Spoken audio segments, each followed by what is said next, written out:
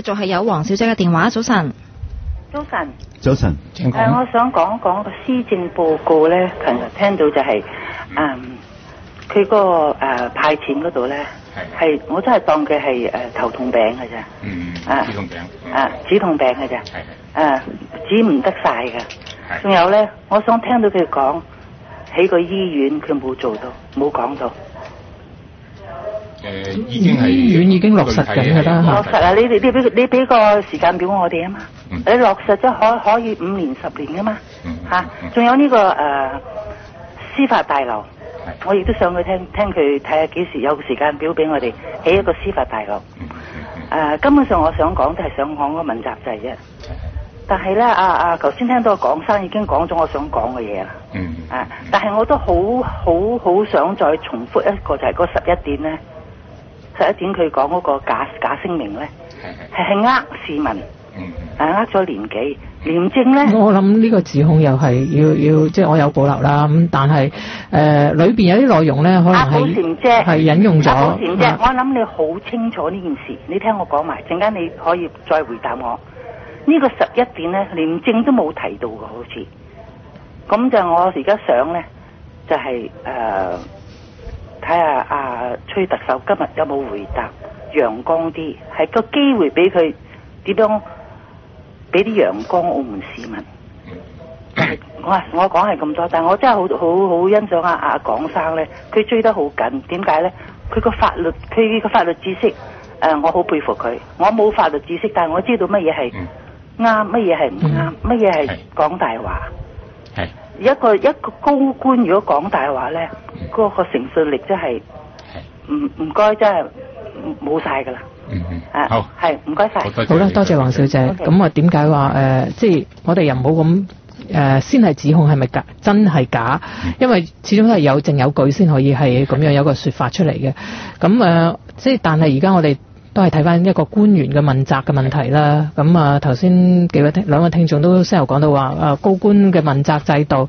咁如果係睇翻咧，政府咧係對一啲主要官員咧，佢有一個通則一個守則已經係實施緊嘅啦。咁但係要睇翻呢個通則或者守則，佢實施嘅方式係點樣嘅？因為咧，如果睇翻有關嘅通則或者守則，都係規範咗一啲主要官員佢哋嘅權利義務等等。咁當中如果一啲主要官員如果係真係有一啲嘅行為上邊係犯咗錯誤，咁由邊個去判斷呢？咁由行政長官去判斷，然後作出係咪要做一個處分？當然唔係咁樣啦。係咁樣嘅，因為睇翻保全講係啱嘅，亦都即係比較詳細啦。係一切根據即係話係公平嘅司法制度嘅落實過程。而家講緊係唔係刑事或者其他方面啦，而係講緊對一啲可能係喺紀律上或者一啲政治上一啲嘅處分等等啦。咁因為如果睇翻一啲主要官員嘅任命咧，係提名啦，係行政長官提名啊嘛，再由中央去任命啊嘛，咁所以咧就要因為咁嘅原因咧，主要行政長官咧就係咧係會係判斷主要官員有冇違反守則內容咧，係作出相應嘅處分，即係呢啲係行政長官嘅專屬嘅權利嚟嘅。冇錯。我想補充少少，啱黃小姐就講到即係離島醫院嘅問題，咁亦都唔能夠話施政報告中冇，因為行政長官尋日所發表嘅呢，只不過係重點嘅。咁其實喺施政報告嘅全文入邊呢，有時間表就講到話籌建離島嘅急診醫院呢，係2014年下半年係會完成嘅。2014年下半年。咁另外呢，去到社會文化司張宇司長嘅範疇，佢亦都有個較為詳細嘅嗰部分呢，去再講翻，譬如話醫院或者佢範疇各方面嘅施政點樣嘅。咁琴日所講係框架式嘅。係啊。咁所以第3條叫做落實科學施政，推進政制發展。呢條裏邊提出一句話，係特區政府將在已經落實建立問責制度一系列法律法規基礎上，進一步增強各級官員嘅問責意識。所以問責已經係繞不開嘅大課題。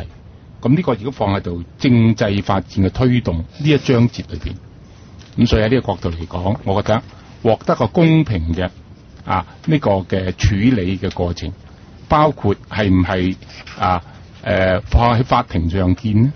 呢個係還以公道嘅最好嘅辦法。所以當我哋不斷個社會有提出質疑嘅時候，我覺得即使過咗行政長官即係今日立法議員提問呢關，亦都過唔到有關議員逐個司長提問嘅呢一關。咁所以我哋覺得冇問題係繞不過、離唔開嘅。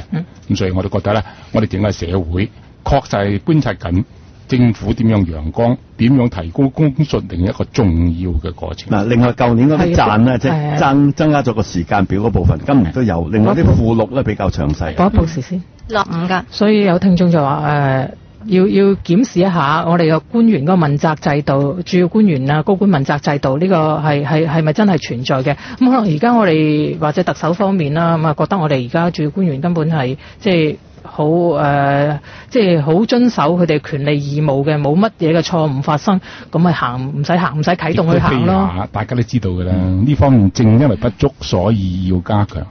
咁因為見唔到佢有啊嘛，咁冇行到嗰個官員，佢係咪即係公道做得好，咁咪唔使行咯。理直則氣壯，理不則詞窮。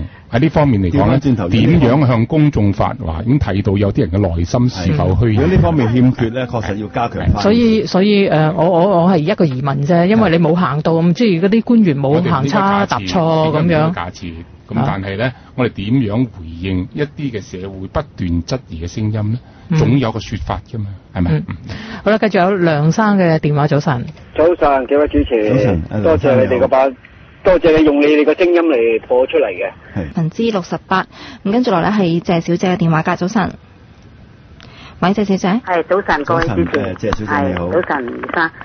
我今日想講下施政報告嘅。好啊。因為今日係特首立法嗰個立法會上面講施政報告。係啊。咁未講之前呢，咁我想講下呢，之前呢，因為咧廣生呢成日都追住呢個10個墓地啊，同埋好多市民都關心高官問責呢啲問題㗎。